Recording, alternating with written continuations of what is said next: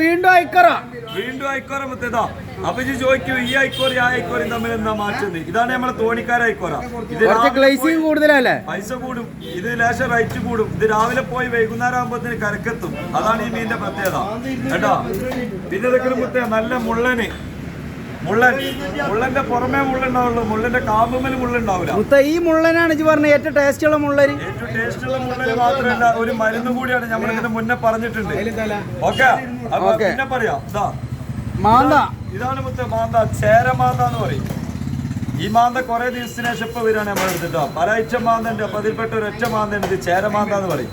പല ആളുകളും പല പേരിൽ അറിയപ്പെടും കേട്ടോ. പിന്നെ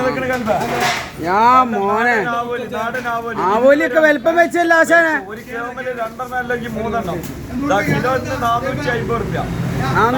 നല്ല നാടൻ മീന്. പിന്നെ ഇത് ചെറിയ കോരക്കുട്ടികള്, കിളിക്കുട്ടികള്, ഒമേഗ3 അടങ്ങിയിട്ടുള്ള ഒരു മീനാണ് കേട്ടോ. കിലോ 100 രൂപ.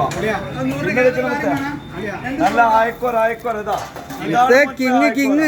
കിങ് ബോട്ടുകാര മീനാണ് കേട്ടോ. കിലോ 500 രൂപ. ഇന്നലെ 400 ഇന്ന് 500. ലേശം വലുപ്പം കൂടുതലുണ്ട് കേട്ടോ. പിന്നെ ഇതൊക്കെ നല്ല കേദറ ഇറച്ചിയാക്കി പിന്നെ നല്ല നാടൻ തോണിക്കാരെ തന്നെ നാടൻ മീൻ തന്നെയാണ്. ചെറുതാണ്, അത് കാരണം ഒരു വലുപ്പത്തിൽ വ്യത്യാസം, ആ ഒരു മാറ്റമുള്ളൂ കേട്ടോ. അത് 4 കിലോ, ഇത് 5 കിലോ, അല്ലെങ്കിൽ 5 വരും. ഓക്കെ.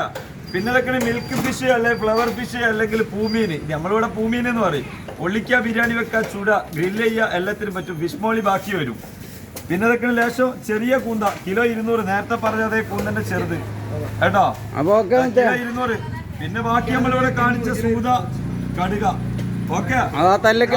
ചൊവ്വാഴ്ച വന്നു കഴിഞ്ഞാല് ചാറും കൂട്ടി ചോറും കൂട്ടി മീനടിക്കാം. ഇറക്കത്തില് സൈക്കിള് പോണ മാതിരി പോകും മുത്തേ, നീണ്ടു പോണം. ഓക്കെ. ഇവിടെ വലിയ ഇറക്കല്ലേ മണ്ണറോളയില്. വേല സ്രാവുണ്ട്, മറക്കരുത്. കുറുവാരി, വേഗരിച്ച സ്രാവ്. ഓക്കെ. ആവലിക്കുട്ടി 400, 450. ഒരു ബോട്ടൊക്കെ